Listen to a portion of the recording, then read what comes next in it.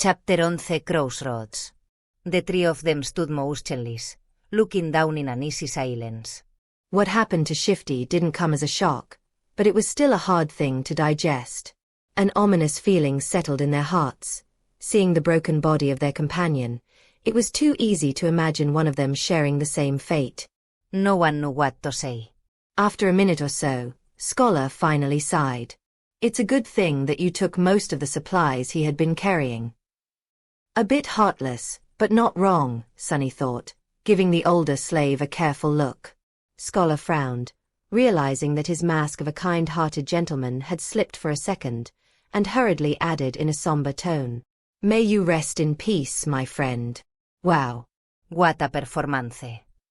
Actually, Sunny had not believed in his benevolent act for a second. Every kid from the outskirts knew that people who acted kind for no reason were the ones to be most wary of. They were either fools or monsters. Scholar didn't seem like a fool, so Sunny became cautious of him from the moment they met.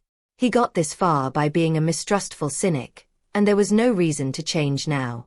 "We have to go," Hero said, casting one last look down. His voice was even, but Sunny could feel a well of emotion behind it. He just couldn't tell what that emotion was. Scholar sighed and turned away, too. Sunny stared at the bloodied rocks for a few more seconds. Why do I feel so guilty? He thought, bewildered by this unexpected reaction. He got what he deserved. A little unsettled, Sunny turned around and followed his two remaining companions. Just like that, they left Shifty behind and continued to climb. At this altitude, traversing the mountain was getting harder and harder. The wind was slamming into them with enough force to throw a person off balance if they were not careful, making every step seem like a gamble. The air was becoming too thin to breathe. Due to the lack of oxygen, Sunny was starting to feel dizzy and nauseated. It was as though they were all slowly suffocating. Altitude sickness was not something one could overcome with effort. It was subtle and overbearing at the same time, affecting the strong and the weak with no regard to their fitness and endurance. If his luck was bad, an elite athlete could succumb to it faster than a random passerby. It was just a question of your body's innate aptitude and adaptability. Lucky ones were able to get over it after experiencing mild symptoms. The others were sometimes crippled for days or weeks, suffering from all kinds of torturous side effects. Some even died. As though all that wasn't bad enough, it was getting colder, too. The warm clothes and fur weren't enough to keep the chill at bay anymore. Sunny felt simultaneously feverish and freezing, cursing every decision he had made in his life to end up here, on the endless icy slope. This mountain was not a place for humans. And yet they had to go on. A few hours passed. Despite everything, the three survivors continued to struggle forward, slowly moving higher and higher. Wherever that old path Scholar had talked about was, by now, it couldn't have been far. At least that's what Sunny was hoping for. But at some point, he started to doubt if the path even existed. Maybe the older slably. Maybe the path was long ago destroyed by ravages of time. Maybe they had already missed it without even noticing. Just as he was about to fall into despair, they finally found it.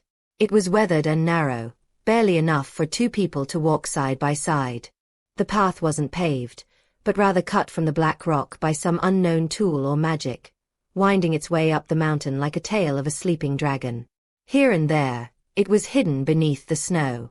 But most importantly, it was flat. Sunny had never been that happy to see something flat in his life. Without saying a word, Scholar dropped his rucksack and sat down. He was deathly pale, gasping for air like a fish out of water. Despite that, there was a slight grin on his face. "Told you." Hero gave him a nod and looked around. A few seconds later, he turned back to the triumphant slave. "Stand up. It's not time to rest yet." Scholar blinked a few times, then glanced at him with pleading eyes. Just give me a few minutes." The young soldier was going to retort, but Sunny suddenly put a hand on his shoulder. Hero turned to face him. "What is it?" "It's gone." "What is gone?" Sunny gestured down, back the way they came. Shifty's body. It's gone. Hero stared at him for a few moments, clearly failing to understand what Sunny was trying to say. Oh right. They don't know that Shifty's name is Shifty. Ahem. Awkward. He wanted to explain, but both Scholar and Hero seemed to have grasped his meaning.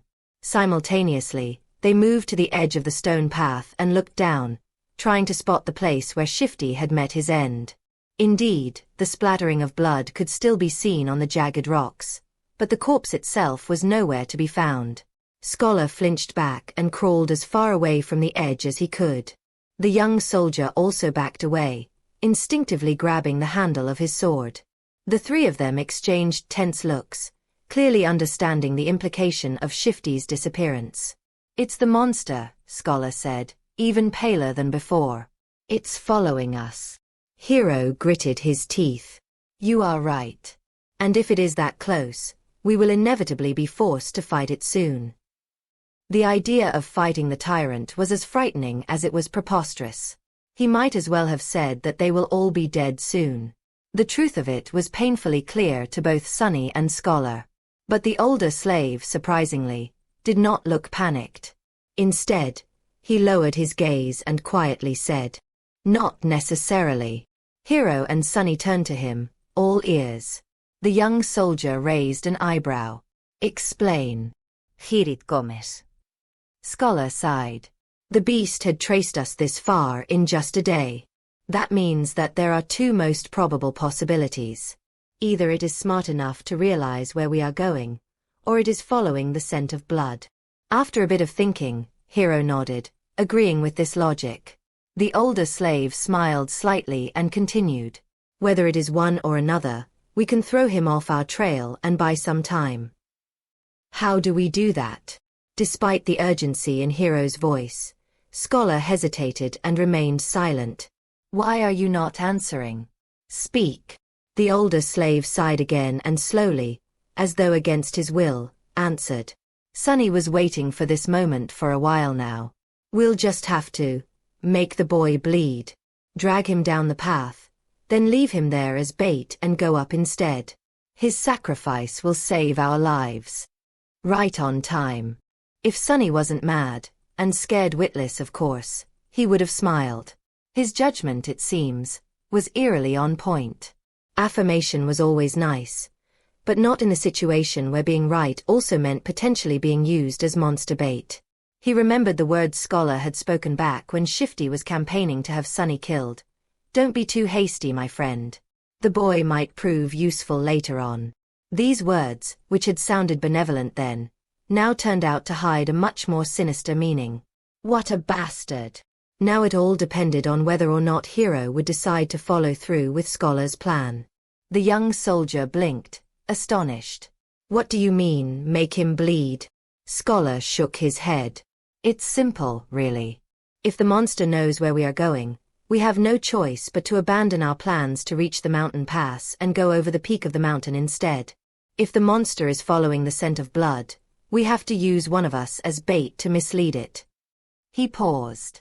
Only by leaving a bleeding man further down the path can we reliably avoid the pursuit no matter how it is tracking us. Hero stood motionless, his eyes jumping between Scholar and Sunny. After a few seconds, he asked, How can you bring yourself to propose something so vile? The older slave masterfully pretended to look aggrieved and somber. Of course, it pains me. But if we do nothing, all three of us will die. This way, at least, the boy's death will save 2 lives. The gods will reward him for his sacrifice. Gee, what a silver tongue. I'm almost convinced myself. The young soldier opened his mouth, then closed it again, hesitating. Sunny was silently watching the other 2 survivors, measuring his chances of coming on top in a fight. Scholar was already halfway to being a corpse, so overpowering him would not be a problem. Hero, however. Hero presented an obstacle. Visit and read more novel to help us update chapter quickly. Thank you so much. Chapter 12 The Smell of Blood. Right now, that obstacle was looking down, avoiding Sunny's gaze. His hand was resting on the sword handle. As always, The young slave had no idea about what was going on inside Hero's perfectly shaped head. The uncertainty was making him nervous. Finally, after some time had passed, the soldier spoke. I have only one question. Both Sunny and Scholar stared at him while holding their breaths. Yes. You said that one of us must be sacrificed to save the other two. Why him? From what I see, you are far closer to the grave. A great question. I was just about to ask it myself. Sunny turned to the older slave, trying very hard to suppress a mocking grin. But to his dismay, Scholar had an answer ready. Before the first attack, he was already bleeding because of your senior's whip. During the attack, he was drenched in the blood of a fellow slave. His cloak, too, was soaked in it when the previous owner died. The boy already reeks of blood. Keeping him alive will put us in danger. That's why he is the best choice. The grin died before reaching Sunny's face. Curse you and your big brain. Scholar's reasoning was appallingly solid. Hero listened, his expression growing darker with each word. Finally, he looked at Sunny, a dangerous light shining in his eyes.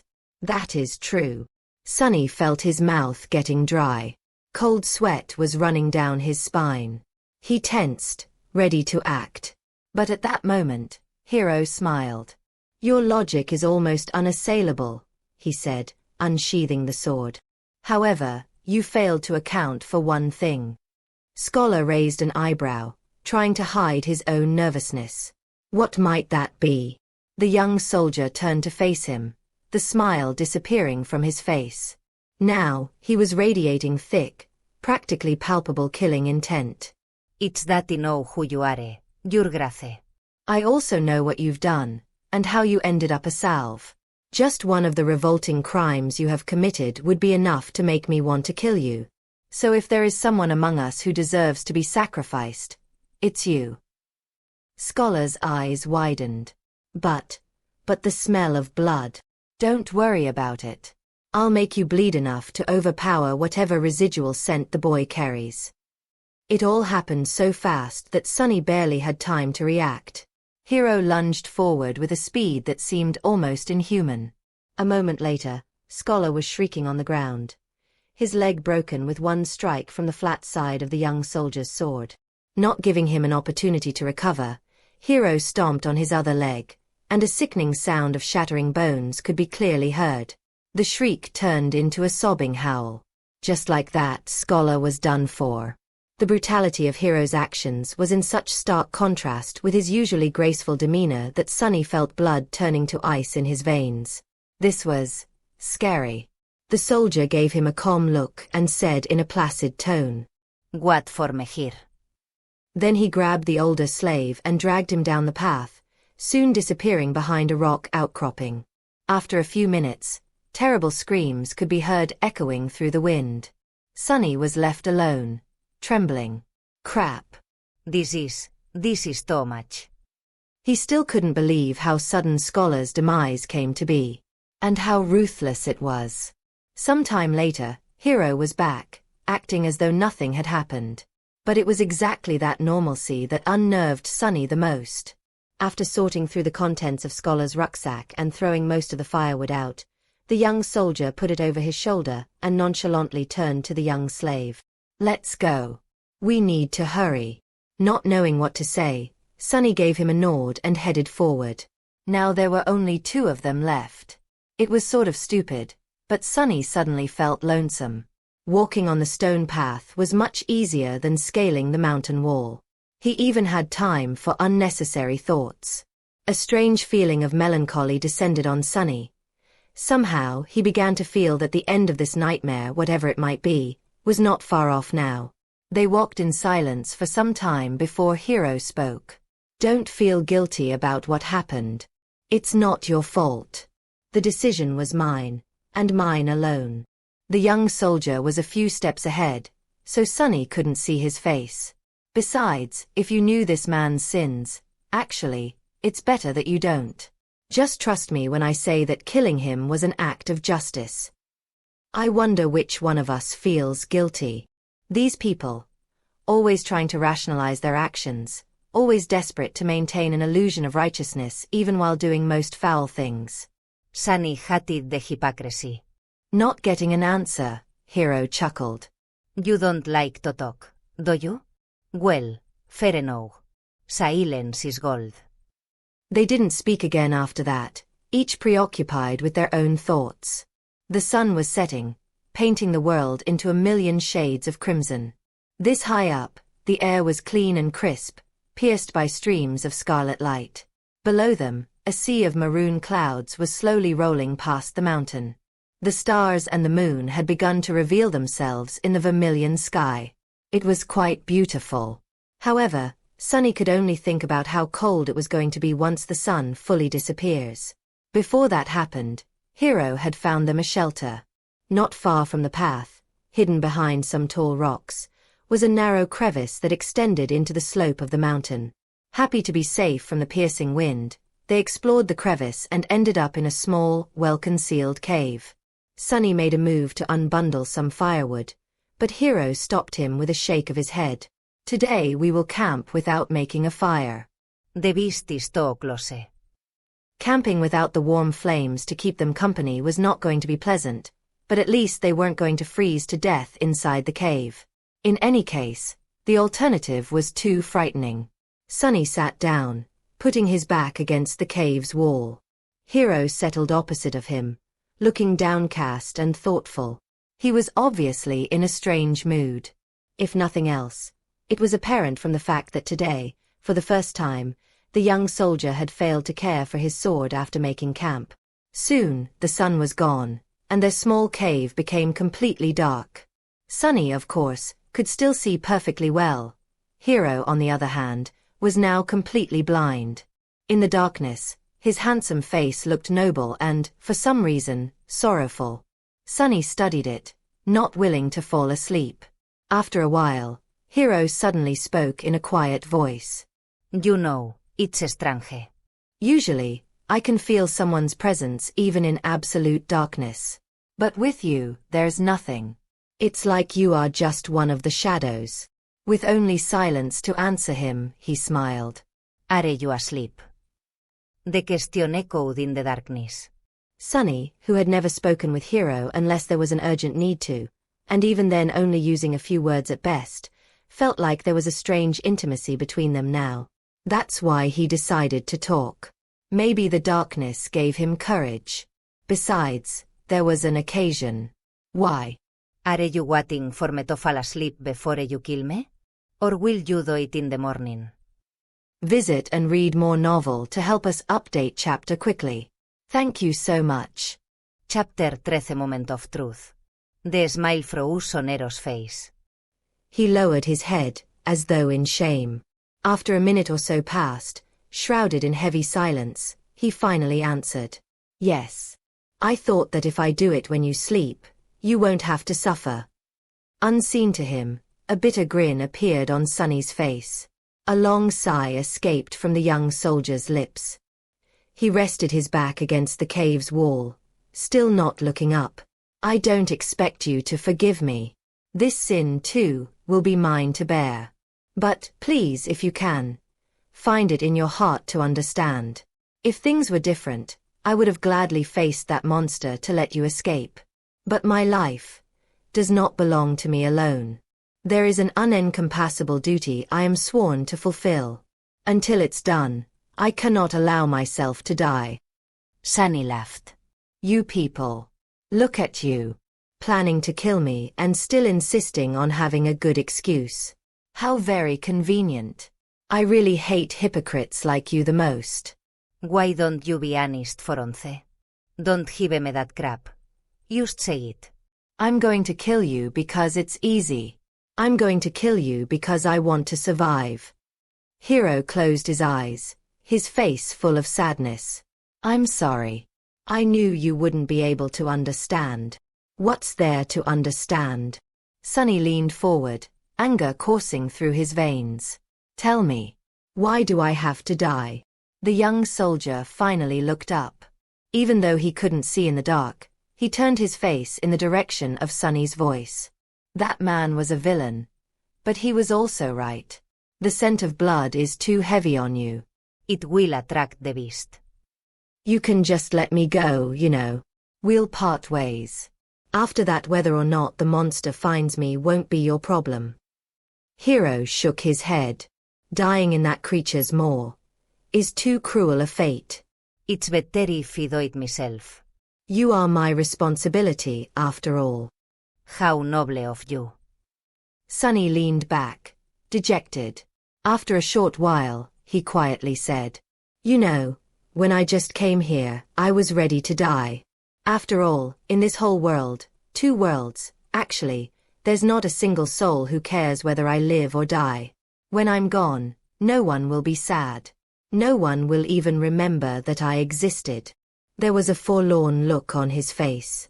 A moment later, however, it was gone, replaced by mirth. But then I changed my mind. Somewhere along the way, I decided to survive. I must survive, no matter what. Hero gave him a thoughtful look. To life a life worth remembering. Sunny grinned. A dark gleam appeared in his eyes. No.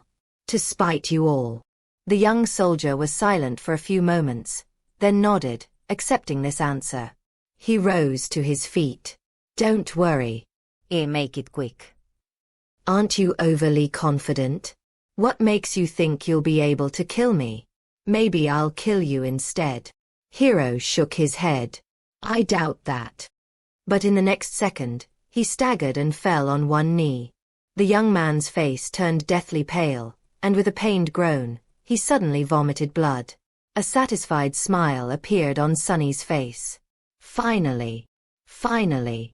Hero was standing on his knees, the lower part of his face covered in blood. Astonished, he was staring at his hands, trying to understand what had happened to him. What magic is this? With wide eyes and a pale face, he turned to Sunny. Was that thief right?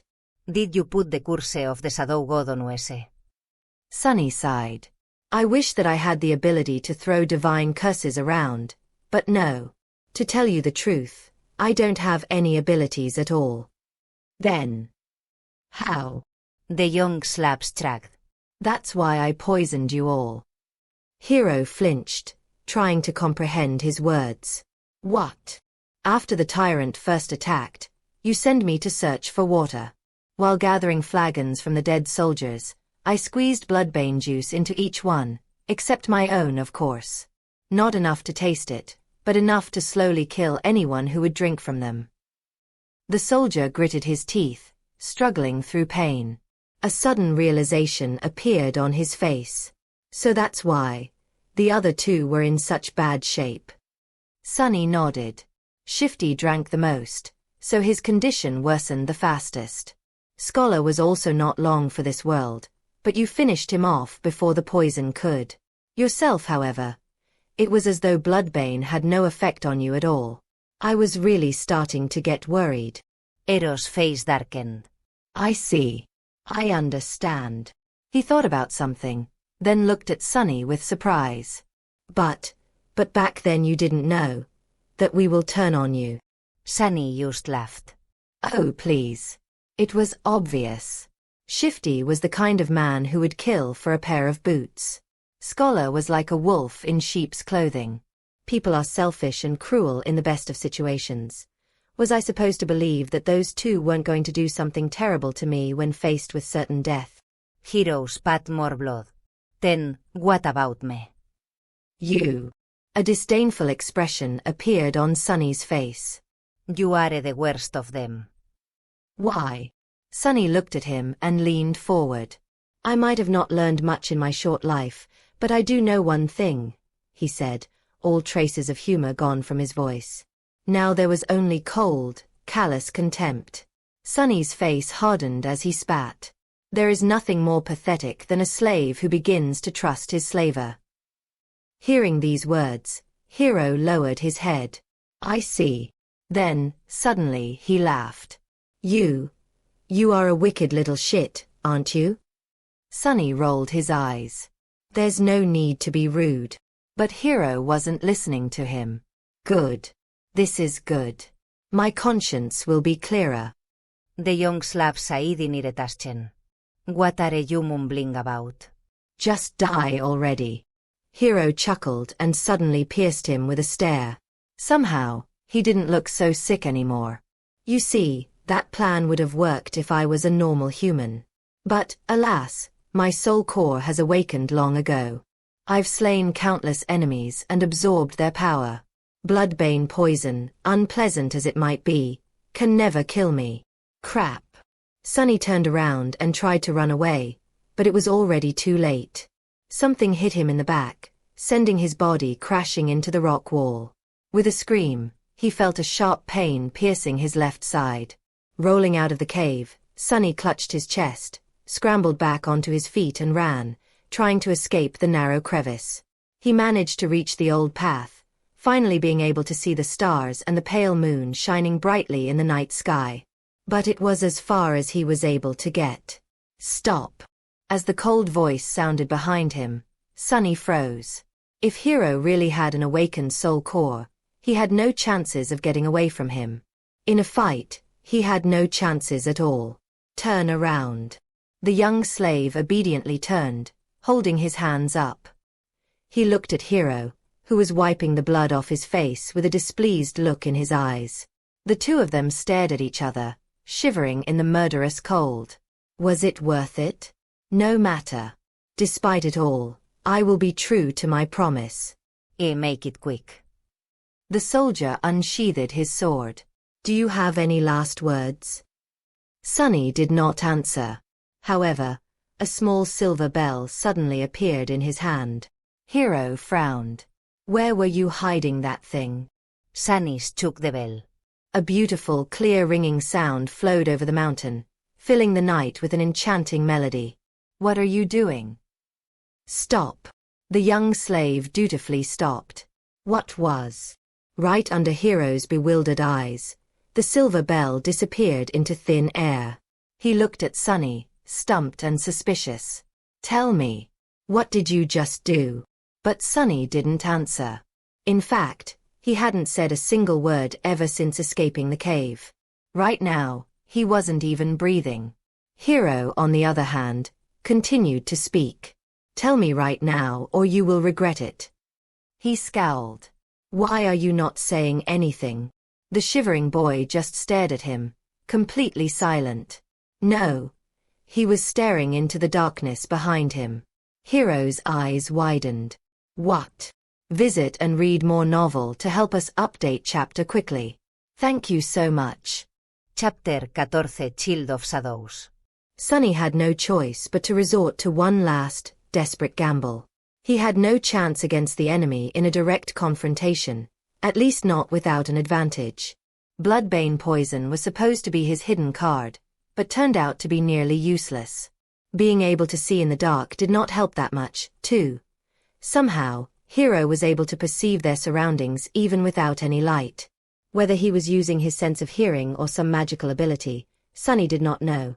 Not that it mattered now that they had left the cave and were standing under the moonlit sky. Now he had only one advantage left. The fact that he knew that the tyrant was blind, and Hero did not. Acting on that knowledge, however, was easier said than done. But what else could he do? That's why he tried to stay as quiet as possible and rang the silver bell. If the description did not lie, its ringing could be heard from miles away. Surely, the tyrant was going to hear it, too.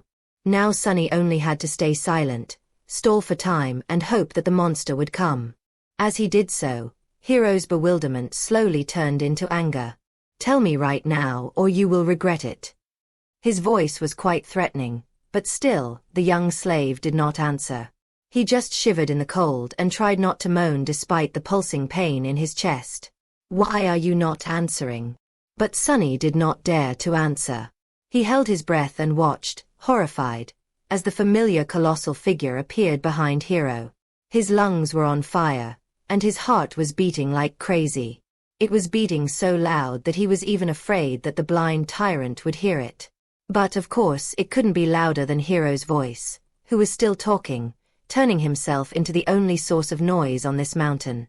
At the last second, A hint of understanding appeared in the young soldier's eyes. He began to turn around, his sword rising with lightning speed. But it was too late. A massive hand appeared from the darkness and caught him into an iron grip. The bone claws scraped against the armor, pulling it apart. Mountain King dragged Hero back, paying little attention to the sword biting into its wrist. Viscous saliva was streaming from its opened maw. Petrified by fear, Sunny slowly turned his back to them and took a couple of steps up the old winding path. Then he darted away, running as fast as he could. Beindim, a desprit scream tore part the silent night. Then a hungry roar followed. It seemed that Hero wasn't going down without a fight, even though his fate was already sealed. But Sunny didn't care. He was running away, climbing higher and higher. I'm sorry, Hero, he thought. I did say that I will watch you die. But, as you know, I am a liar. So go and die on your own. A lonesome dark mountain stood tall against the raging winds. Jagged and proud, it dwarfed other peaks of the mountain chain, cutting the night sky with its sharp edges. A radiant moon bathed its slopes in the ghostly light. Under that light, a young man with pale skin and black hair reached the peak of the mountain. However, his looks didn't match the magnificence of the scene. Wounded and staggering, he looked pathetic and weak. The young man looked like a walking corpse. His coarse tunic and cloak were torn and smeared with blood. His sunken eyes were cloudy and lifeless. His body was bruised, beaten and cut. There were specks of bloody foam on his lips. He was hunched over, cradling the left side of his chest. Each step caused him to moan, ragged breath barely escaping through gritted teeth. Sunny was hurting all over. But most of all, he was cold. So cold. He just wanted to lie down in the snow and fall asleep. But instead, he continued walking. Because he believed that the nightmare will be over once he reaches the peak. Step. Step. Another step. Finally, he had made it. At the highest point of the mountain, a vast expanse of flat rock was covered with snow. In the center of it, illuminated by moonlight, stood a magnificent temple. Its colossal columns and walls were cut from black marble, with exquisite reliefs decorating the Stygian pediment and broad frieze. Beautiful and awesome, it looked like a palace of a dark god. At least it did once. Now the temple was in ruins. Fractures and cracks marred the black stones, parts of the roof had collapsed, letting in ice and snow. Its tall gates were broken, as if smashed into pieces by a hand of a giant. Still, Sunny was satisfied. Found you, he said in a hoarse voice. Gathering the last of his strength, the young slave slowly limped in the direction of the ruined temple. His thoughts were muddled and confused. See this, Hero, he thought, forgetting for a second that Hero was already dead. I've made it. You were strong and ruthless, and I was weak and timid. Yet now you are a corpse, and I am still alive. Isn't it funny? He stumbled and groaned, feeling the edges of his broken ribs cutting deeper into his lungs. Blood was dripping from his mouth. Dead or not, Hero had gotten him good with that single strike. Actually, it's not. What do any of you even know about being ruthless? Poor fools. In the world where I come from, people had thousands of years to turn cruelty into an art. And as someone on the receiving end of all that cruelty, don't you think I would know more about being vicious than you ever could? He was getting closer to the temple. Truth be told, you never stood a chance. Wait, what was I thinking about? A moment later, he had already forgotten. There was only pain, the dark temple, and the overpowering desire to sleep. Don't fall for it. It's just hypothermia. If you fall asleep, you die. Finally, Sunny reached the steps of the Black Temple. He started to climb them, not noticing thousands of bones that were scattered around. These bones once belonged to humans and monsters both. All of them were killed by the invisible guardians still lingering around the temple. As Sunny was climbing the steps, one of the shapeless guardians approached him.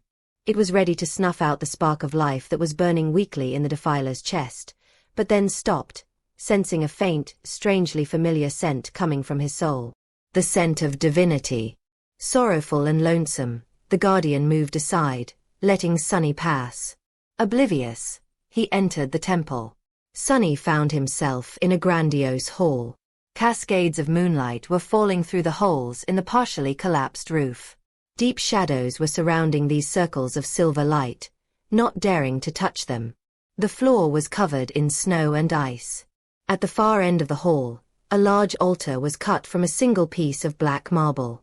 It was the only thing inside the temple untouched by snow.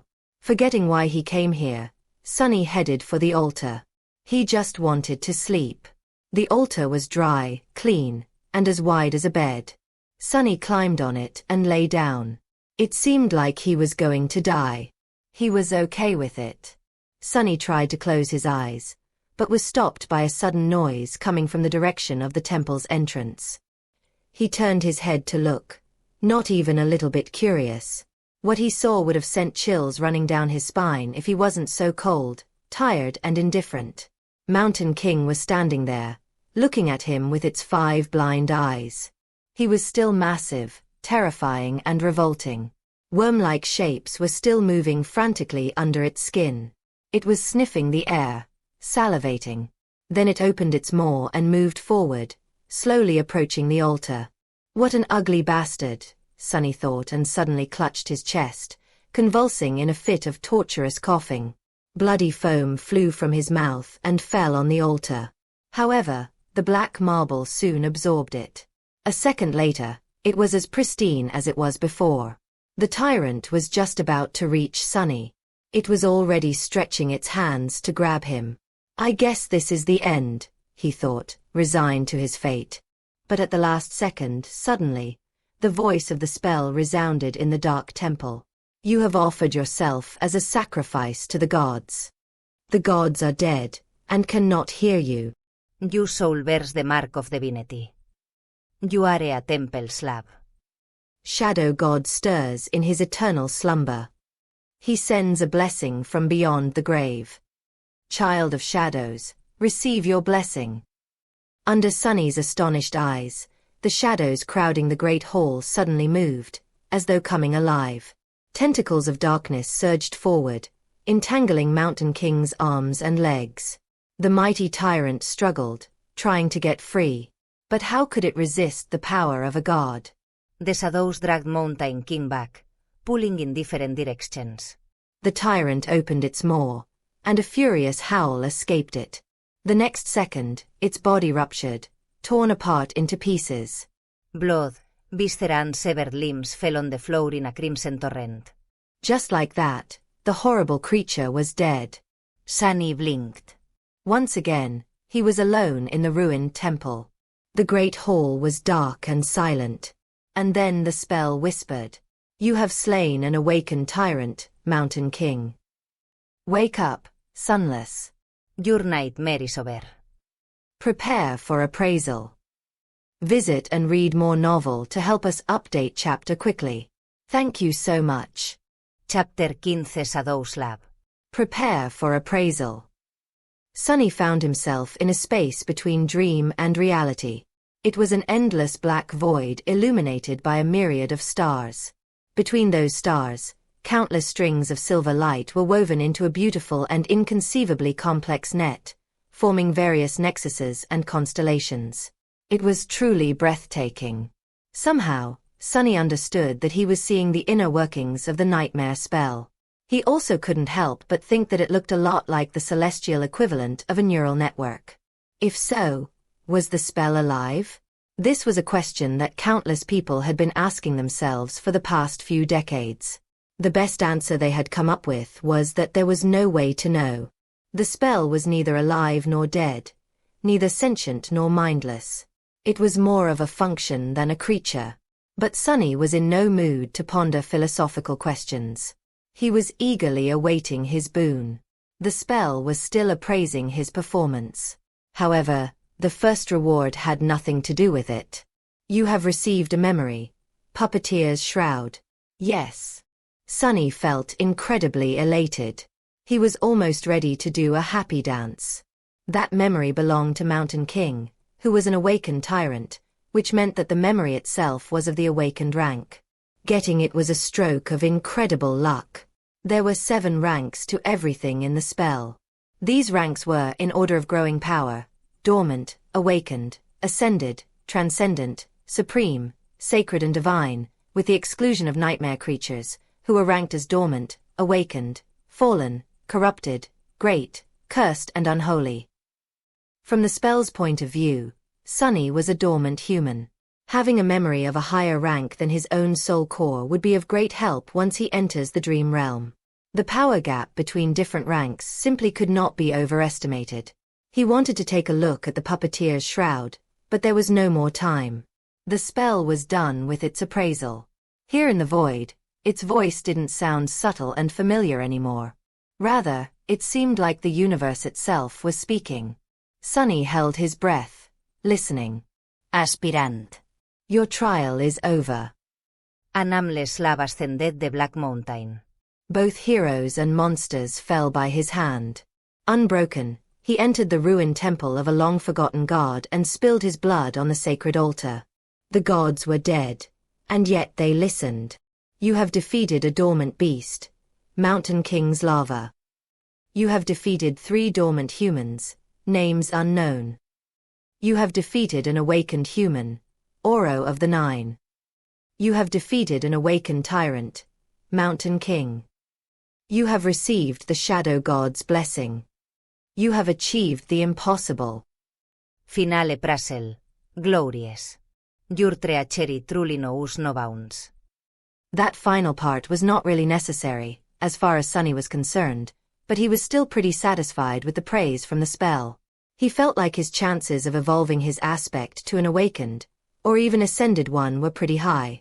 His overall power was still dependent on the rank of his soul core, which would remain dormant until much later, but the rank of the aspect itself would do wonders for his overall potential. Dreamer Sunless, receive your boon. He was an aspirant no more. Sunny grinned. You have been bestowed a true name, lost from light. His jaw dropped. A true name. He had received a true name.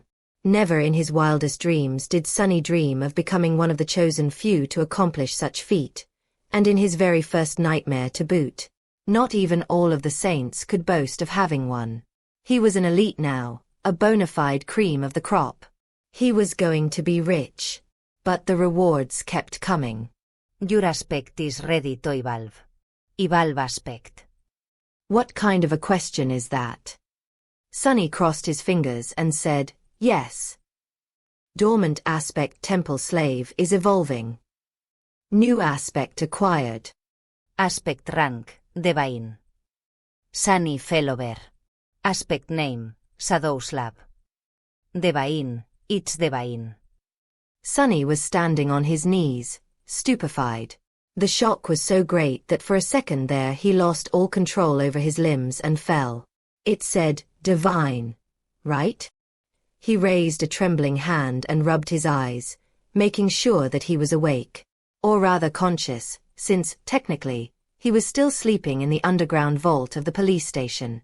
Confused by all this terminology, Sunny silently summoned the runes and found the lines describing his aspect. Aspect, Shadow Slab. Aspect rank, divine. Aspect description. You are a miraculous shadow left behind by a dead god. As a divine shadow, you possess plenty of strange and wondrous powers. However, your existence is empty and lonesome. You mourn the passing of your former master and long to find a new one. Innate ability. Shadow Bond. Ability description. Find a worthy master and let them know your true name. Once they recite it out loud, you will be bound to their will, unable to disobey any command. It is improper for a shadow, let alone a divine one, to walk around without a master. That was a lot to digest. First of all, Sunny felt his heart beating faster. He heard it right. All the suffering and horror he had experienced in the first nightmare paid off in the end. A divine aspect. He had received a divine aspect. Anything above awakened was rare and immensely valuable.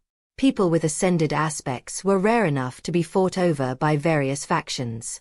The factions themselves were built around singular powerhouses with transcendent or supreme aspects. And he had never, ever heard of anyone acquiring a divine one. Never. Anything with the divine prefix was so hard to find that it mostly lived in the realm of myths and legends. After all, the human race had not reached that high yet. It was only slightly more than a decade since humans managed to finally conquer the third nightmare and receive the ability to evolve their cores to transcendent rank. As transcendents, or saints, as they were called in the real world, powerful awakened ruled over the dream realm, but even they did not dare to face nightmare creatures of higher ranks. Subsequently, there were not a lot of memories and echoes of supreme rank around, let alone sacred, or divine. The same went for aspects. And yet Sunny just got one. He grinned, driven half-mad by joy and arrogance. However, his jubilation was a little muddied. After all, there was that weird innate ability. Of course, he had no intention of becoming someone's magical slave, with no free will of his own. To hell with that. But it wasn't that bad. All he had to do to avoid that fate was to conceal his true name. No one except for him could see his status. That meant that Sunny just had to keep his mouth shut, and no one will know that he even had one. It meant giving up on all the benefits that someone who was bestowed a true name after the first nightmare was entitled to, but it all paled in comparison with a divine aspect. Not a problem, Sunny thought with a smirk. If the spell had the ability to laugh, it would surely do so after hearing his thoughts. However, it didn't. Instead, it began to speak again. The first seal is broken. Awakening dormant powers. Visit and read more novel to help us update chapter quickly. Thank you so much. Chapter 16 Rebirth. Sunny felt something waking up inside of him. With a startled cry, he clutched his chest and stared into the darkness, trying to understand what was happening. The feeling was not painful or unpleasant, yet it was like nothing he had ever experienced. It was as though his soul was being shaken awake, infused with strange new energy. However, that energy did not come from some outside source. Rather, it was coming from within, as though it had always been there, sleeping. The energy filled every fiber of his being. Sunny felt his emotions becoming clearer and sharper. Then, his body began to change, too. He felt as though a miniature star was burning in the center of his chest. Waves of heat were radiating from it, slowly reaching his stomach and shoulders, then his arms and legs, then his hands and feet. Under that heat, his bones, muscles, organs and blood vessels were being rebuilt and revitalized. Sunny felt like he was being reborn. He was becoming stronger, faster, healthier. It was euphoric. With each second, his transformation was becoming more profound. New confidence settled in Sunny's heart. He was not a weak, frail street kid anymore. He was not as vulnerable against anyone who would wish to bully him as he was in the past. With his powers awakened and his will tempered by the horrors of the first nightmare, he was now someone you would not want to cross. After some time had passed, the star burning in his chest finally cooled down. The heat was replaced with a soothing coldness. That coldness washed over Sunny's body, taking away all the aches and discomforts that had been accumulated there over the years. Then it moved up, reaching his brain and finally, his eyes. His vision strangely doubled. He could still see the void populated by an endless pattern of stars. But he could also see something different. A silent, calm dark sea illuminated by a lonely black sun. From his previous knowledge, Sunny knew that this was his so-called Sea of Soul. But he also knew that it was supposed to look quite different. For starters, it was supposed to be much more lively. The star hanging above, the visual representation of his soul core, was supposed to be burning with bright light, filling the soul sea with a warm, blinding shining. However, Sunny's soul was dark and lightless. That's strange. He took a look at the black sun. At a closer examination, it actually turned out to be transparent. It's just that with no other major source of light around, the star had appeared to be as dark as its surroundings. Also, no one was supposed to be here except for him. It was his soul after all. But Sunny had a nagging feeling that somewhere just beyond the periphery of his vision, hidden in the darkness, shapeless forms were constantly moving. No matter how he turned his head, he couldn't catch a clear glimpse of them. And yet the feeling would not go away. Not wishing to waste any more time on this right now, Sunny turned back to the black sun and finally spotted two spheres of light orbiting around it, as though caught in the soul core's gravity well. A subtle smile appeared on his face. These were his memories, Silver Bell and Pupitar's shroud. Later, there would be dozens of such spheres here. If he was lucky, he would even acquire an echo or two. The spell's voice suddenly pulled him out of the sea of soul. Awakening aspect ability. This is it. The moment of truth, Sunny thought. Divine aspect or not, his immediate future still depended on the first aspect ability he would receive. His role in the dream realm would be based on its characteristics. If it was a combat ability, he would be most useful on the front lines of the bloody battles against the nightmare creatures.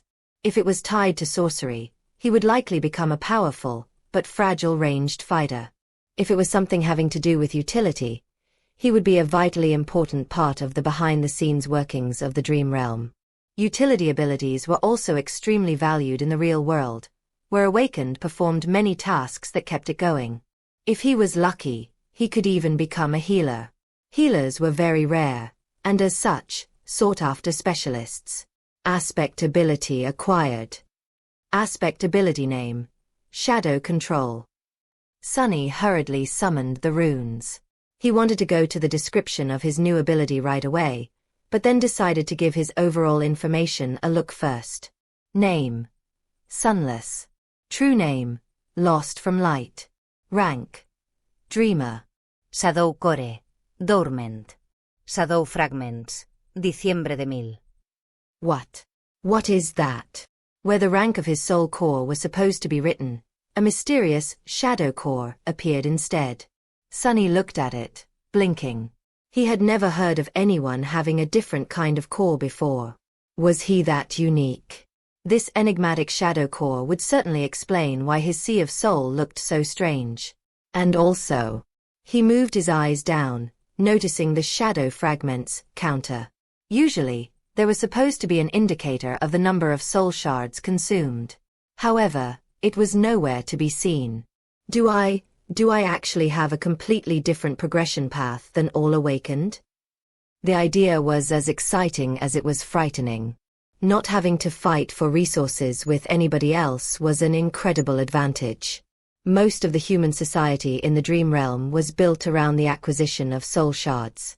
If he had no need to gather them to evolve, not only would he be able to become more powerful with incredible speed, he would also be completely self-sufficient. On the other hand, he had no idea how to acquire these shadow fragments. However, he had gotten 12 of them somehow already, so whatever it was that he had to do, he had already done it in the first nightmare. I'll have to explore this carefully. Satisfied with this decision, Sunny continued to study the runes. Memories: Silver Bell. Puppeteer's Shroud. Echoes. Attributes: Fated. Mark of Divinity. Child of Shadows. Aspect: Shadow Slab. Aspect rank: Divine. Aspect abilities: Shadow Control. Aspect ability description: Your shadow is more independent than most. It is an invaluable helper. What is that supposed to mean? Sunny held his breath and began to read the description again, but at that moment, a new set of runes appeared just below it. Simultaneously, the spell's voice resounded in the black void. All power has a price. You have received a flaw. Your flaw is... Sunny read the runes, and his eyes widened in horror. Oh no. No. Visit and read more novel to help us update chapter quickly. Thank you so much. Chapter 17 3 Simple Words. He closed his eyes, then opened them again, hoping that the runes would disappear. Please, begin. Please. But the runes were still there, shining slightly, as though mocking him. Flow. Clear conscience. Flaw description: You cannot lie. Sunny stared at these 3 simple words, feeling like there was a bottomless abyss opening right beneath his feet.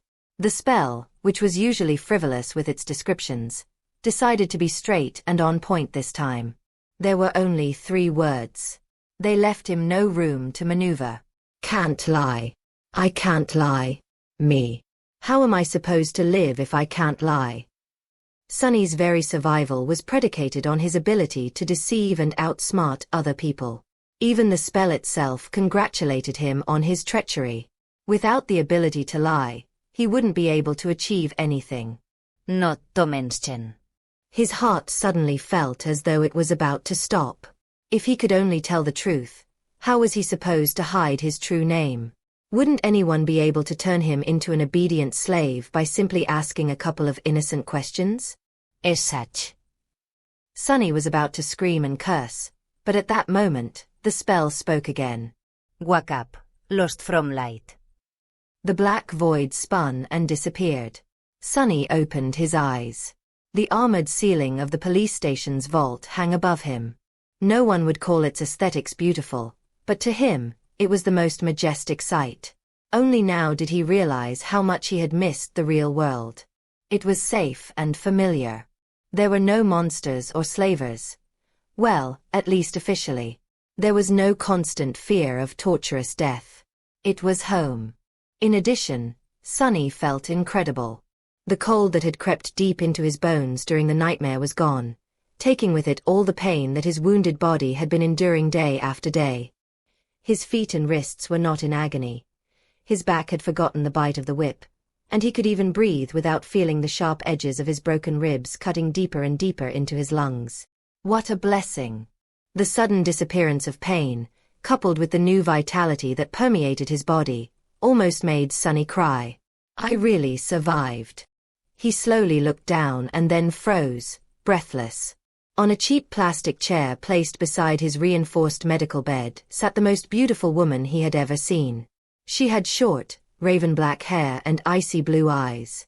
Her flawless skin was smooth, supple and as white as snow. Actually, this was Sonny's first time meeting someone as pale as he himself was.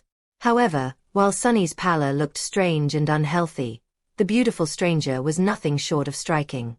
The woman seemed to be in her late 20s. She was wearing a dark blue uniform with silver epaulets and black leather boots. The jacket of her uniform was casually unbuttoned, revealing a black tank top beneath. Currently, she was stretching her arms above her head, clearly bored and sleepy. The gesture forced the thin fabric to tighten, provocatively accentuating her full breasts. Mesmerized, Sonny almost missed the fact that there was a shoulder insignia on the woman's left sleeve. There were 3 stars on it. 3 stars, he thought, distracted. 3 stars means an ascended. Yeah, wait. An ascended. But before Sonny could fully digest the meaning of this word, he realized that the woman was staring at him, too. What are you looking at? She said, not a gram of humor in her voice. Sonny blinked a couple of times, embarrassed, and quickly came up with an excuse. Then he opened his mouth and answered, your breasts. A second later, his eye widened in absolute horror. Because he wasn't planning to say those words at all. His mouth moved on its own. A wave of terror suddenly drowned his mind. The woman slowly smiled with a dangerous gleam in her eyes. Then, without any warning, she moved her hand and slapped Sonny across the face. Sonny's whole body was turned around. If it wasn't for the restraints holding him in place, he would have probably flown off the bed. For a moment, he even saw stars. But it could still be considered getting off lightly. An ascended, the woman was an ascended. She could have torn his head clean off with a flick of a finger. Why did he have to offend someone so powerful, of all people? Meanwhile, the woman cleared her throat and crossed her arms. Are you awake now? Sonny held his numb cheek and carefully nodded. Good. Let me give you a piece of advice. Don't just say anything that comes to your mind. Especially to girls. It's not like you haven't seen a girl before, right? Say, thank you. I definitely will not.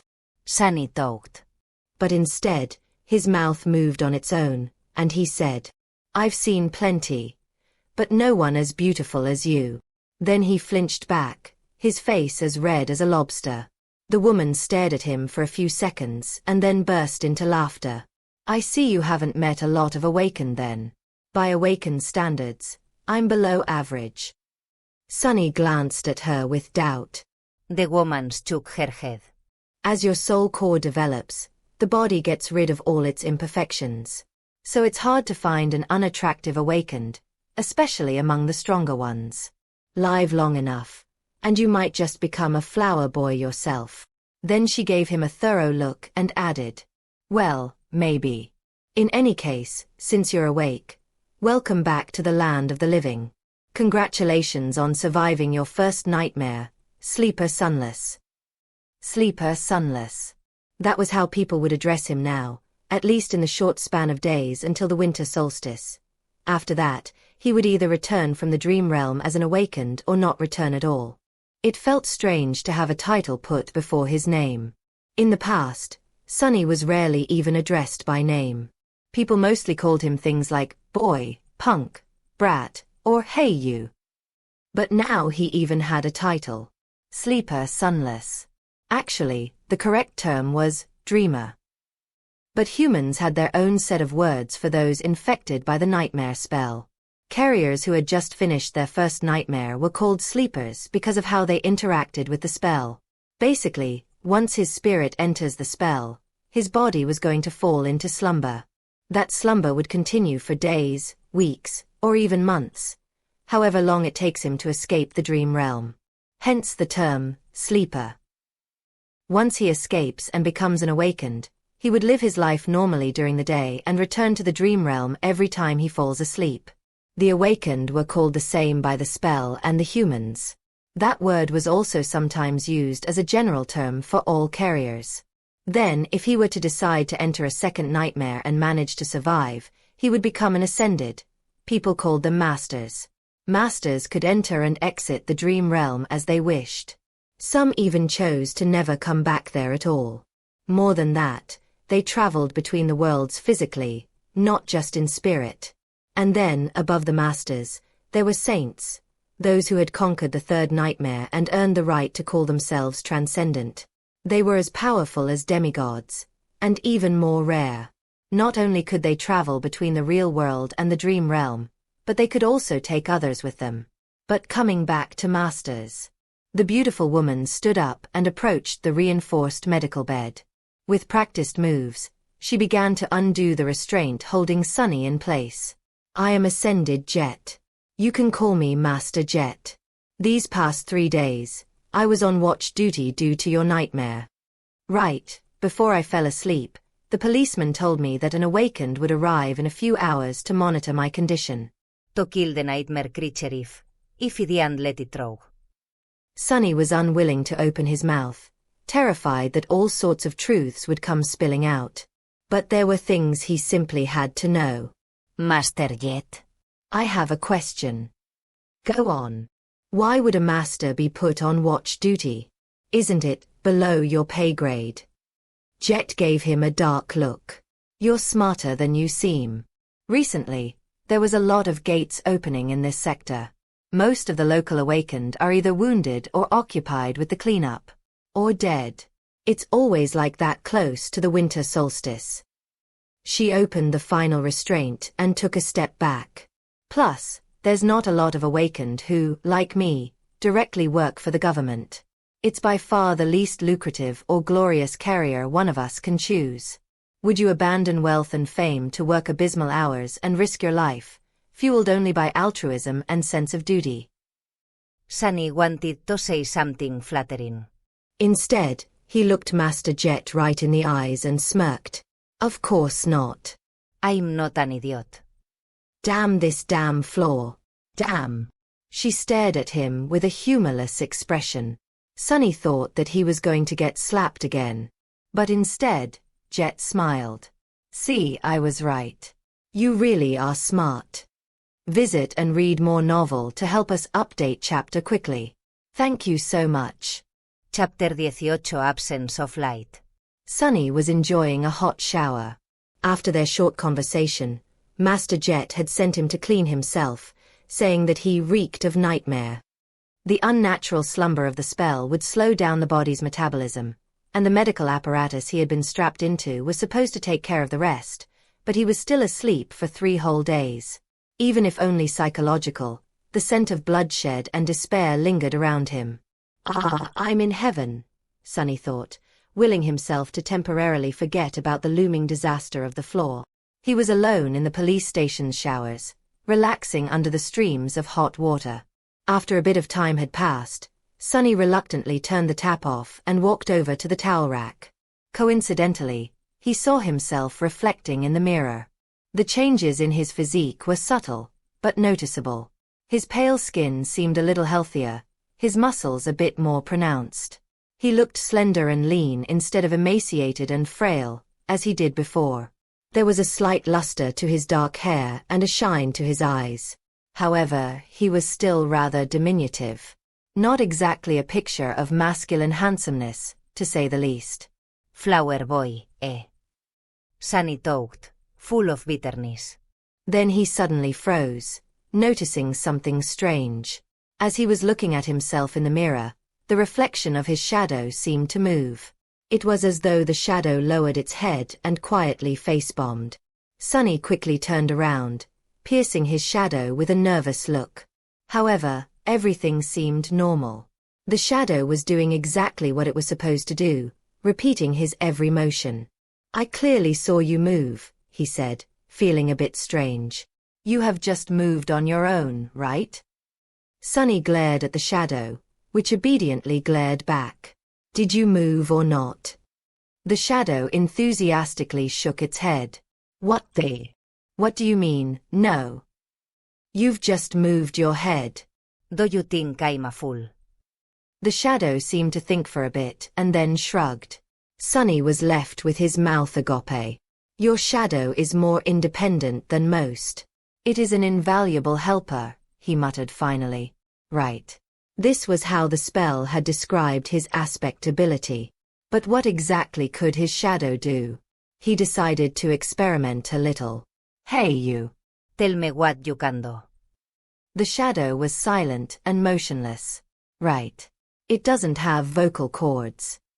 As though that made any sense. Shadows were not supposed to have muscles either, and yet it knew how to move. Show me. No reaction. It seems the shadow was content pretending to be an ordinary, lifeless blob of darkness. Sunny sighed. I'm doing this wrong. Independent or not, the shadow was still a part of him. It was a manifestation of his aspect ability. So instead of asking the shadow, he really should have been asking himself. Not going to talk, are you? Sunny closed his eyes and directed his perception within, exploring himself for the first time since returning to the real world. He felt the beating of his heart, the steady rising of his chest, the slight chill of the shower room. He heard droplets of water falling on the tiled floor, felt the movement of filtered air against his skin. And there, on the verge of his consciousness, something new. A completely new sense. Sunny concentrated on it, and suddenly a whole other world opened to him. It was hard to describe with words, just like one would have trouble explaining how hearing or touch feels. It was as though he could communicate with vast forms that crowded around him and receive an understanding of both their own shape and the surrounding space, guided by the different degrees of pressure they exerted on his mind and each other. That understanding came naturally and instantaneously, like an instinct. These forms were shadows. And among them one, not the largest one, but the deepest, didn't feel like an external entity. It was like a part of his soul. Once Sunny grasped the feeling of it, he could sense the shadow just like he sensed his limbs. The only thing was that his limbs were made out of flesh, and the shadow was made from the absence of light.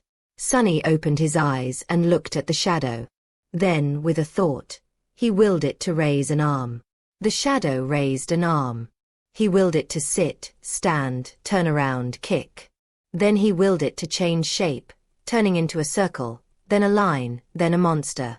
And finally, back to his own silhouette. The shadow was mercurial and fluid, like water. The only constant was its size.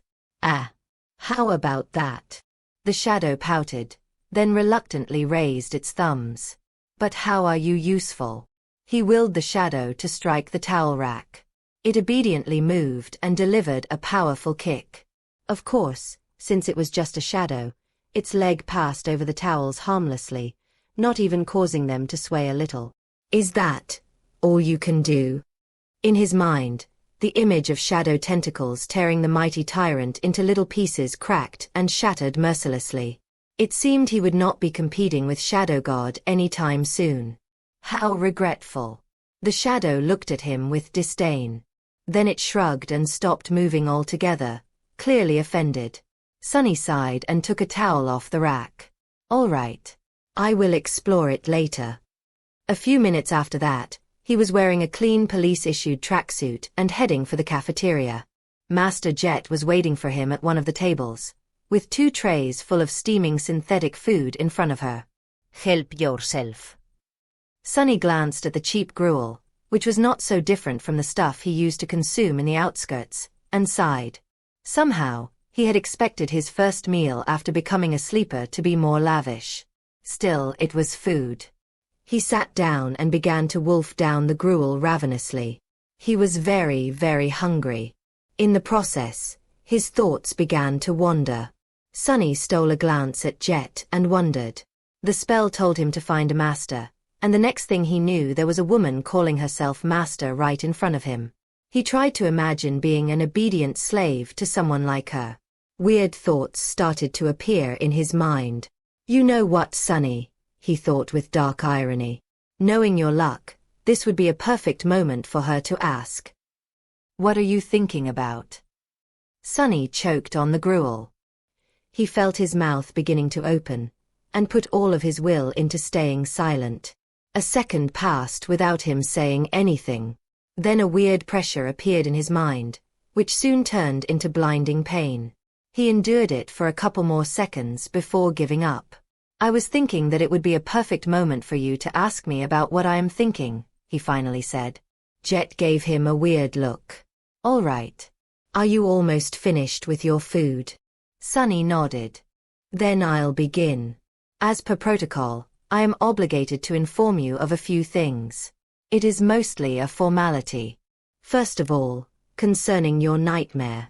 She glanced at him and sighed. You are entitled to receive free psychological counseling. No matter what traumatic experience you have encountered, there is no shame in asking for help.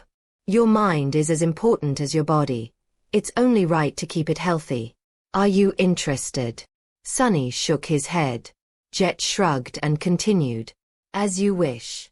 You can also talk to me. Was it very hard? How could he answer?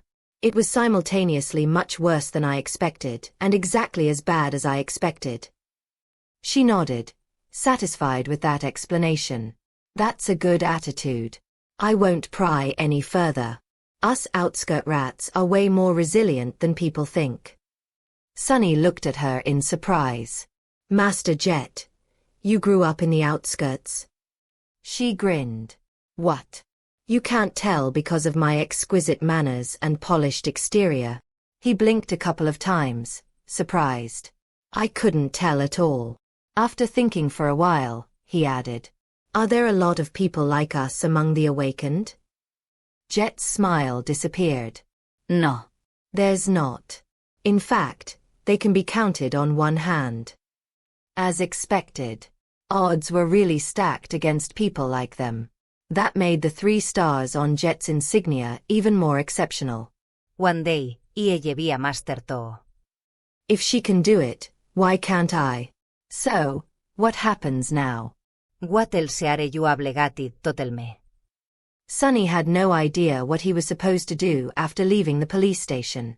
The winter solstice was just several weeks away. Jet leaned back and answered. That's basically it. There are some additional hoops to jump through, mostly having to do with your family, but, well, I've read your file, so I know it doesn't apply. The only thing left is to decide how you will be preparing for your first journey into the dream realm. She looked at her communicator and grimaced. I must stay, your luck is exceptionally bad. There's not a lot of time at all. First of all, you are free to do what you want. No one is forcing you to make a certain decision. That is to say, you can choose to prepare on your own, or not prepare at all. Party until the lights go out. Sunny was not very well versed in partying. However, I would advise against that. As a sleeper, you are also entitled to enroll in the Awakened Academy. You'll be provided with food, lodging, and a wide choice of preparatory classes. This late into the year, you won't be able to learn a lot. But it's better than nothing. She was silent for a few seconds, then added, more importantly, you will get acquainted with most of the people who will enter the dream realm with you. Some of them might become your companions for life.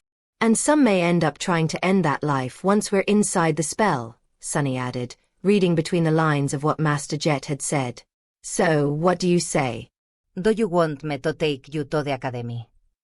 Sunny thought about it. Strangely, his floor was silent, not forcing him to answer one way or the other. Is it because I haven't made up my mind yet? Finally, he looked down at his empty tray and made a decision. Free lodging and food, you say? Yeah. I want to go to the academy. Visit and read more novel to help us update chapter quickly. Thank you so much. Chapter 19 Crossing the Bridge. Sunny was standing in front of the massive, seemingly indestructible red gates of the Awakened Academy. The academy was, in fact, a city within the city.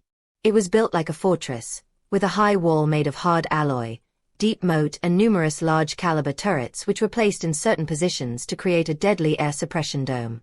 No nightmare creature, not even colossal titans, were supposed to be able to break through its defenses. It was a legendary place. Actually, many of the most popular webtoons, youth dramas and novels took place right behind that wall. Adventures, rivalries and romantic entanglements of the young awakened heroes were the mainstream theme of modern entertainment. Never in his wildest dreams did Sunny imagine actually becoming one of these heroes. Of course, how things really were differed a lot from how it was portrayed in the media. More than that, he had only 4 weeks to spend here before venturing into the dream realm. Even if he wanted to, there was not enough time for any type of entanglement. And he definitely did not want to. He had to learn how to survive, not waste time on such nonsense. The snow was slowly falling to the ground. It was cold and silent in front of the academy gates. Except for Sunny, there was only one other person. Another new sleeper, if he had to guess. It was a tall, slender girl of around his age, with clear gray eyes and a detached look on her face. She had strange silver-white hair that was cut short and neatly parted to the side. Just like him, she was dressed in a police-issued tracksuit and had no personal belongings with her. On her head, there was a pair of old-fashioned headphones. She was calmly listening to music while they waited. There was a certain vibe to the silver-haired girl. It was sort of as though she was apart from the world. She looked confident and self-sufficient, but also a bit lonely. Sunny wasn't going to start a conversation.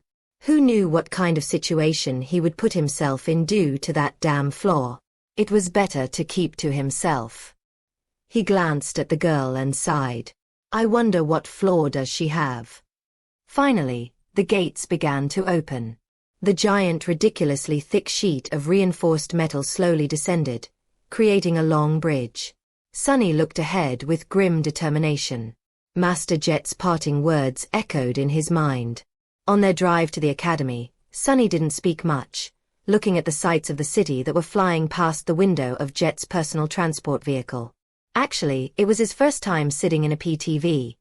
Most people in the city couldn't even dream about getting a license and purchasing a vehicle like that, having to do with public transportation. He had ridden in the back of a police cruiser once or twice, but that was a completely different experience.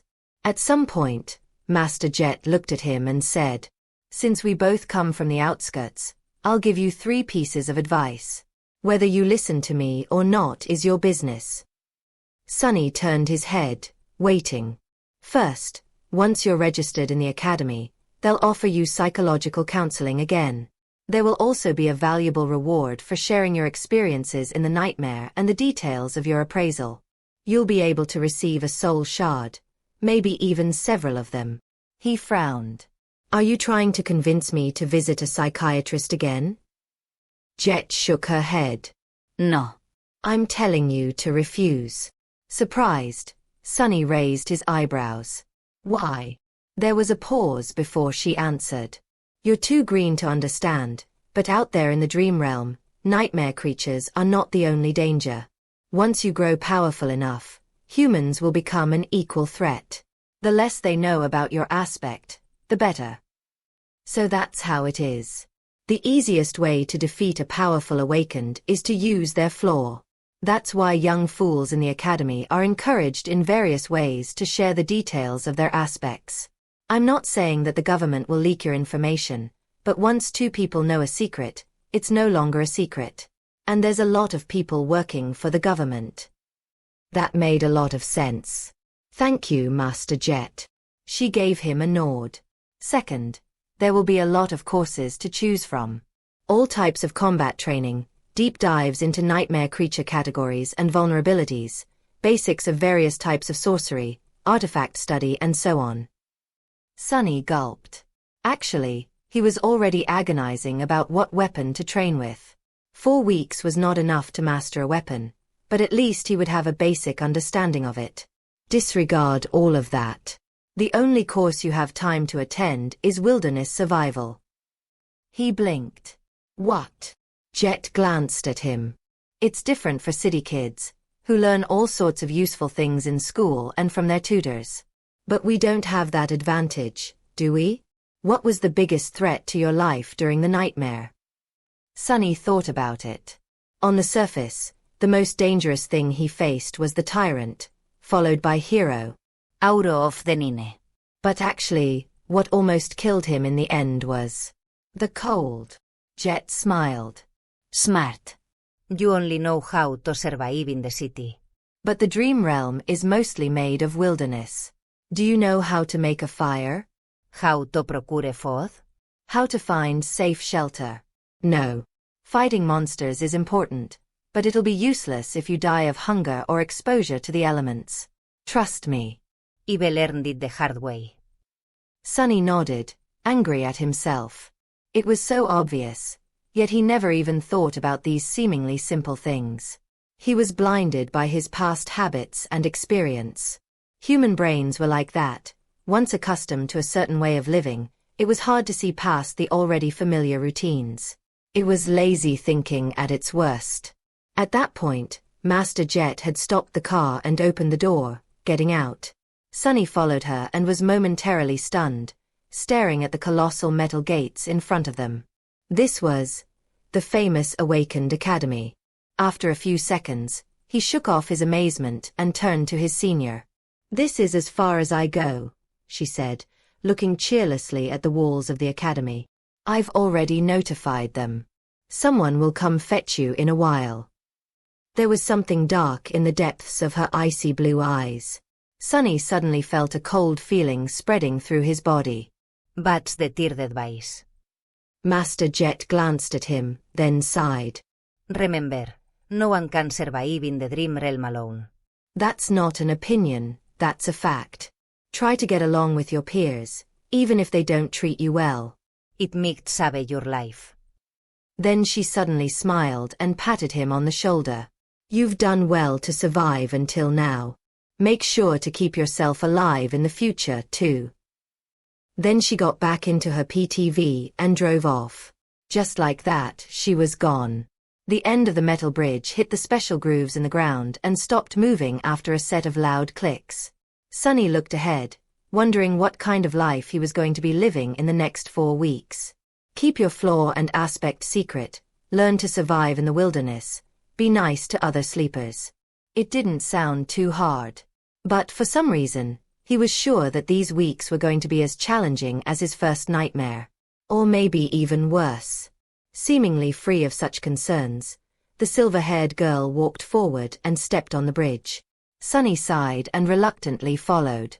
Visit and read more novel to help us update chapter quickly. Thank you so much. Chapter 20 Outcast 11 again. The sleeper part of the compound was relatively small and situated in the southern part of the academy, surrounded on all sides by training fields and parks. It was a low, modern building constructed with reinforced materials. Like the majority of buildings in the academy, most of it was hidden below the ground, leaving only a couple of floors above it.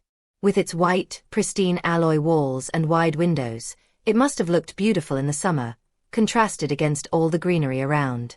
Inside, the building was spacious and well lit. Sunny and the silver-haired girl were taken to a large hall where 100 or so of young men and women, sleepers of the same unfortunate timing as the two of them, were already waiting for the beginning of the induction ceremony. Most of them were nervous, tense, and excited. Logistics of the academy were a constant headache for the administrators since the rate at which the spell infected people was always chaotic. There was no way to orderly structure for batches of sleepers to undergo any type of standardized education on a shared schedule. Some of them had a full year to prepare for the dream realm, some only months, some even mere days. That's why these induction ceremonies were held each month at the beginning of the year, and then every week once the winter solstice began to loom near. Some of the sleepers in the hall had to wait days to be inducted, while Sunny had lucked out and was delivered to the academy just hours before the scheduled event. Once inside the hall, he understood two things. Firstly, everyone was well dressed and in possession of a suitcase, a duffel bag, or at least a backpack carrying their personal belongings. They were obviously coming prepared, most likely from home, sent off by their families. So Sunny and the silver-haired girl, who came empty-handed and wearing simple police-issued clothes, were not a norm like he had assumed, but actually an eye-catching anomaly. Right. That makes sense. Secondly, Master Jet was not being overly humble when she called herself below average by awakened standards. Even though these young people were just starting their paths as awakened, their looks were dazzling. Everyone was handsome, beautiful, and radiated health. He swallowed. Still, I feel like none of them compare. She might not be as perfectly shaped, but I don't know. She has a presence. It's like shadows become deeper and the temperature drops by a couple of degrees when she's in a room. Was this the difference between a sleeper and a master? But all of these thoughts were just him trying to postpone the inevitable. Sunny already knew that he was in for a wild ride. Because he could not lie, and all of these excited youths, regardless of their clothes, gender and looks, wanted to do one thing: talk. Every one of them wanted to talk with fellow sleepers. They wanted to discuss their nightmares, their future journey into the dream realm, and everything in between. They wanted to ask questions. They wanted to be asked questions. They wanted to discuss something important or just chit-chat about stupid things. Everyone wanted to share. It's a nightmare. Sunny moaned, disturbed and fearful. I'm doomed. Then, with a bit of grim determination, he gritted his teeth and slowly exhaled. Just think about it as a continuation of your trial. You survived the Black Mountain, so you can survive this, too. He had faced heroes, villains, monsters, and even gods. Was he going to be afraid of a bunch of teenagers? He might have underestimated how scary teenagers can be. In half an hour, pretty much everyone in the room hated his guts.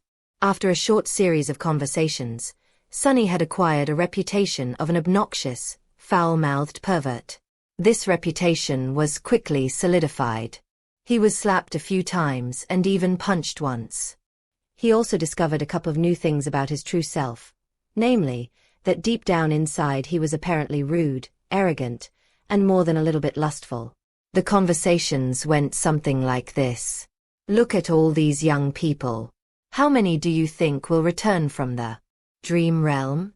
How many will perish? What do you think our own chances of survival are? I don't know, but I'm pretty sure that a pompous fool like you will die first. Or, I even received an armor-type memory in my nightmare. It's an enchanted robe. Would you like to see? Actually, I would prefer to see you without a robe.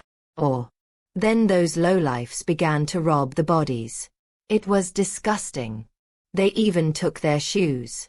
What kind of degenerate would take a dead man's shoes? I once killed a man and took his boots. They were nice boots. What? You killed someone just for a pair of boots? Of course not. There were other reasons. I also took his cloak. Once again an outcast, Sunny was eventually left alone. People seemed to be avoiding him. Unperturbed, he found a quiet corner and stood there, glad that no one wanted to talk to him anymore. His face hurt, and there was blood dripping from his nose. Being ostracized from a group was nothing new, but it still stung. However, he was smiling. Because in the process of turning the whole batch of sleepers against himself, Sunny had discovered something vital. He learned how to control his flaw. Once asked a question, he could not keep quiet. He also couldn't lie.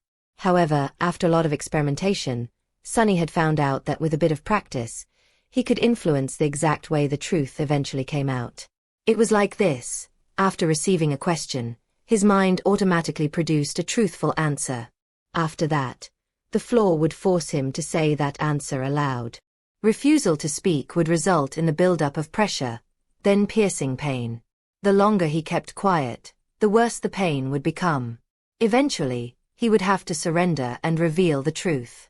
However, in these moments between receiving the question and surrendering to the pain, the actual wording of the answer could be changed. The more it strayed from the initial thought, the more resistance he would meet, once again in the form of pressure, then pain. It still had to be truthful, but it didn't have to be so stark. For example, if Master Jet were to catch him staring again and ask what he was looking at, instead of embarrassing himself, Sunny would have been able to endure a bit of pain and simply say, "You." That would still be the truth, however. The result would be entirely different. Hidden in the corner, Sunny grinned as he observed the sleepers. This is good. This is great. This is something I can work with. After all, one didn't have to lie to deceive a person. Sometimes, truth was the best material for creating deceit. If used with a certain devious type of intelligence, truth could be as misleading as lies. For example, in one of his previous conversations, Sunny had confessed that he had once stolen boots from a dead man. The other guy was horrified and asked if he had really killed someone just for a pair of boots. The answer the flaw forced him to give was that there were other reasons and that he had also taken the man's cloak. The true reason for killing the veteran slaver was that he had whipped Sunny a few hours prior. Besides, he was already dying. The cloak had nothing to do with the killing itself. However, the wording of the answer created an impression that it did. Thus, two truthful statements, when put together, created an effect akin to a lie. This was just a simple example. With a lot of effort and intense thinking, Sunny could create other types of manipulative truths.